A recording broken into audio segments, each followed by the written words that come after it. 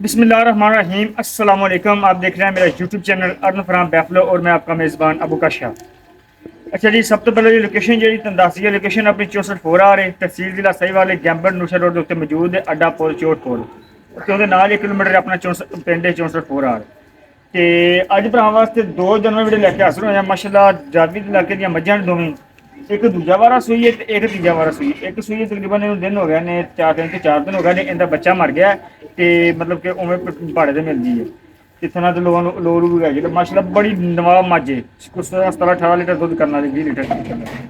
ਤੇ ਦੂਜਾ ਝੋਟੀ ਹੈ ਮਾਸ਼ਾਅੱਲਾ ਪਿਓਰ ਰਾਵੀ ਦੇ ਇਲਾਕੇ ਦੀ। ਉਸ ਤੋਂ ਬਾਅਦ ਇੱਕ ਮੱਝ ਜੀ ਤੀਜਾ ਵਾਰਾ ਸੂਈ ਹੈ ਹੁਣ ਹੀ ਬੱਚਾ ਡਿਲੀਵਰ ਕੀਤਾ ਥੋੜੇ ਜਿਹਾ ਪਹਿਲਾਂ ਹਾਲੇ ਤੱਕ ਜੇਰ ਸਿੱਟ ਰਹੀ ਹੈ ਤੇ ਤਾਜ਼ਾ ਸੂਈ ਹੈ। जानवर माशाल्लाह बड़े खूबसूरत ने गवाल वाले ने अगर कोई बंदा गवाल का शौक रखता दुध का तो उन्होंने वास्ते जानवर ने माशाल्लाह छुट्टियां नहीं रही पहला दूसरी शकीना नहीं रही लेकिन गवाल वास्ते है ने दुध चंगा माशाल्लाह कराने तो जानवर तुम दिखाने तो बाकी जो गल्लां बातां इंशाल्लाह नाल करने।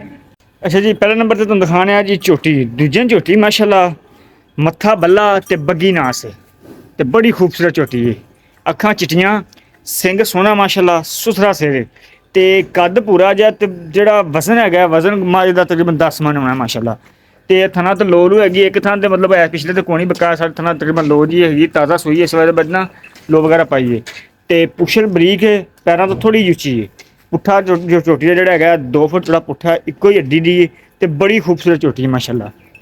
ਚੈੱਕ ਕਰੋ ਨਿੱਕੀ ਜੀ ਵੱਖੀ ਹੈ ਸਿਰ ਮੱਥਾ ਬੜਾ ਸੋਹਣਾ ਤੇ ਪਿਓਰ ਨੂਰਸ਼ਾ ਦੇ ਇਲਾਕੇ ਦੀ ਹੈ ਜੀ ਤੇ ਆ ਧੁੰਨੀ ਤੇ ਲੋ ਜੀ ਹੈਗੀ ਹੈ ਥਣ ਥੁਣ बड़ा सोहना खूबसूरत थाने मुठ मुठ का तो सोहनिया वंडा च दुध जोड़ा माशाल्लाह तकरीबन 17-18 लीटर की रखेगी सुकून नाल। अजैन पुत्र आगे छे ना मड़ी जी बकाया तेन खोल के दिखा देने चंगी तरह टोरी सो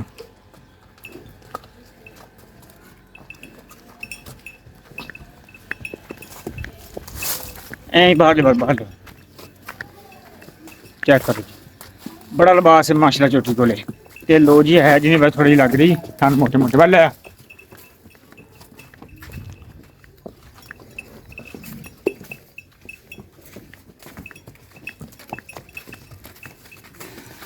कद बहुत पूरा ही है तो माशाल्लाह कवाल वाली मज्जां ने जी दोवें बन दे बंद ते दुध दिन को माशाल्लाह इस टाइम मेरा दुध है 12-13 किलो है ठंडा दुध दो टाइम का खुला 13 किलो दुध है जी। उस तो बाद जी आम मज जी ताज़ा सूई है मगर कट्टी है चेक करो जी सिर थोड़ा सादा पैदा चिट्टियां अखां एक चिट्टी है एक काली है तो होनी सूई है माशाल्लाह लिबास चेक करो चोटी को थन बड़ा सोहना है इसके बोले बिच की होनी सूई है ताज़ा इन छड़ी माड़ा जैन थोड़ा जिहा थोड़ी जी लिस्सी जी पैंदी है तो पूरे पहाड़े में चक लैके 2-4 दिन तक थल्लों माशाल्लाह सुथरी हो जाए। वैसे तो माशाल्लाह कर्म वाले को लिबास सोहना है सुथरा है 14-15 लीटर दुध भी की रखेगी ये गवाल वाली मज्जां ने जी शकीन नहीं दियाँ गवाल करावांगे इंशाल्लाह। चेक करो जी बरीक पुछल पैरां तक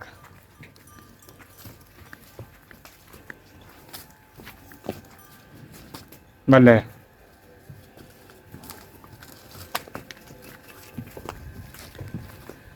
इन्हें मगर कट्टी है जी आ कट्टी है आ दो जानवर ने जी तो जी इन्होंने कीमत है तुम कीमत दस देने। अच्छा जी जानवर तुम दिखाते हैं जी इन्होंने कीमत है ने दोवों जानवर दियाँ आ मझ को इस टाइम दुध है 13 तो 14 लीटर ठंडा दुध है तो बच्चा इन्हें मर गया 3 तो 4 दिन की सूई हुई है ताज़ा सूई माशाल्लाह ताज़ा की गारंटी देंगे इंशाल्लाह। तो इनकी कीमत जी हैगी इनकी कीमत हैगी है 4 लाख रुपया 4,30,000 रुपया। उस तो बाद जी आ मझ हैगी इनकी कीमत हैगी 3,70,000 रुपया तो दोवों की डिमांड हैगी 8 लाख रुपया डिमांड है। 100 किलोमीटर तक डिलीवरी फ्री है 100 किलोमीटर तक डिलीवरी फ्री है तो 8 लाख रुपया दो जानवर डिमांड है। अगर कोई बंदा लेना चाहता हो फिर रब्ता कर सकता है स्क्रीन पर नंबर मैंशन है। इंशाल्लाह मिलने अगली वीडियो अपना ख्याल रखिएगा। अल्लाह हाफिज़।